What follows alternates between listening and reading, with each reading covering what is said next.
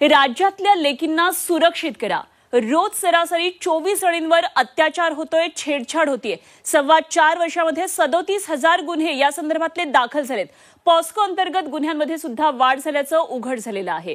केवळ good touch bad touch असे उपक्रम राबवून चालणार नाही, तर 18 वर्षाखालच्या लाडक्या लेकींच्या सुरक्षेसाठी प्रशासनानं उपाययोजना करण्याची गरज व्यक्त करण्यात आली आहे। 2021 ते मार्च 2025 पर्यंत राज्यामध्ये 37,000 गुन्हे दाखल झालेले आहेत आणि सरासरी दररोज 24 अल्पवयीन मुलींची छेडछाड किंवा अत्याचार केला जात असल्याची धक्कादायक माहिती समोर आली आहे। 18 वर्षांखालील लाडक्या लेकी या राज्यामध्ये असुरक्षित असल्याचं दिसून येत आहे आणि अल्पवयीन मुलींवरच्या अत्याचाराच्या सर्वात अधिक घटना या मुंबई शहरात घडलेल्या आहेत। पॉक्सो अंतर्गत दाखल गुन्ह्यांमध्ये सुद्धा वाढ झाल्याचं समोर आलंय।